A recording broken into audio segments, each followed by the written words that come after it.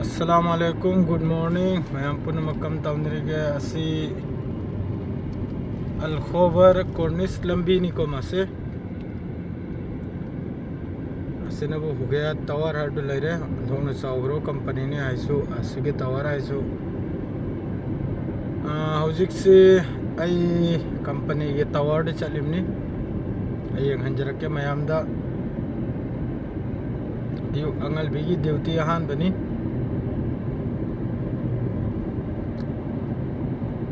सिलोइना सिगी लंबी लतांग अमा से सिलोइना कोई इंडिया मचा नेपाल मचा दु मखैदुना सेम ग्रिमनी सिना बोय कोई सिग्नेचर लेरे बापू की सिग्नेचर ने मासे ब्राउन बोर्ड ने सिसु आसिना बोय कोई कंपनी की बोर्ड ने आसे सोमना बो होटल लेरे 5 स्टार होटल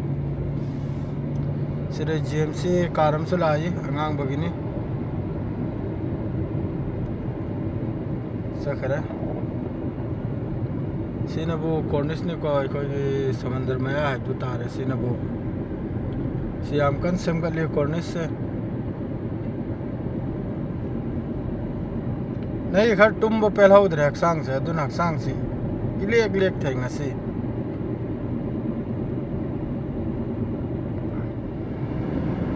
सी सऊदी अरब की नौना सुवाई से लोइन चौखले इबंग आंतनी सुवाई से नौना याम साथेन इंप्रूव हो रही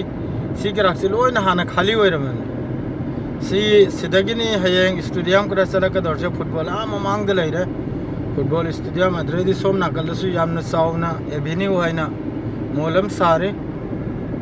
हजिक ब्रिज मथक दने कार ससी ओवर ब्रिज नि सोम दसु मोललांग मयामम सारे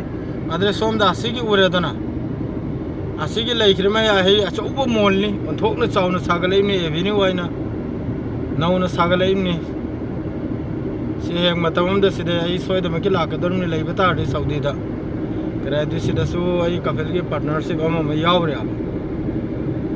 मखोई मखैना हौगत मोल नाब ओंथोकना चावख्रब अद्रे ममांगदनबु फुटबॉल स्टेडियम हंदक वर्ल्ड कप किदो अदु लेरे हिदगी ओंथोकना लाबना उरिबा हैनबु फुटबॉल स्टेडियम दुनी मयाम अदुम येंगो नौना सारिमनी सिदनी वर्ल्ड कप करा सानरकदोरिदो सिगो स्टेडियम सिदसु असोम दे बिल्डिंग अवांग बाहायना होटल नि उटमैन होटल हारिदो ओटमैन हाइब्रा करी हादु दुनी सिगी सिदनी वर्ल्ड कप सानगदोरिदो मयाम तरा येंगो सी मफम सिदनी अदुनी सिना स्टेडियम दो याम कन सागल्ली यामना चावना सी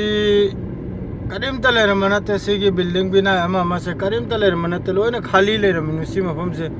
सही अमा निसिरा कया साथी ने इंप्रूव होय हाबदो अखोइना उफंग या अखोइ सिदा लेबिनिना सी लोइना खाली मैदान लेरमनु सिगी टावर फावर अमा फाव लेरमनते बस सिदा लेरमसी अखोइगी टावर अखोइना सुरबा कंपनी सिगी tower al Fawzan tower and Abdul Latif al Fawzan Assam खक्तनी लेरमिबा अतै यम फाव लेरमनते मादि मतुंगदा सिगी होटल सिमा लेरमि करीमता लेरमनते सिगी टावर से खक्तनी लेरमिबा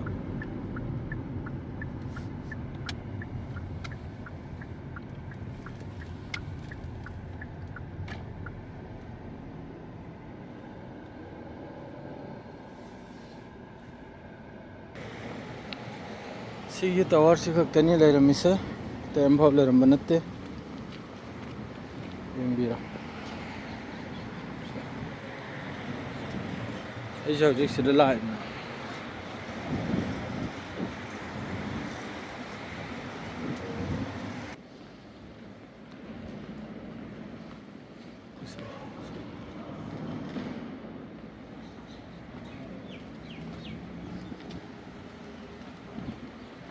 थोक से रखले पोत फिरम लेगा याम सांग लेबी याम नते ऐसी मफम सिदा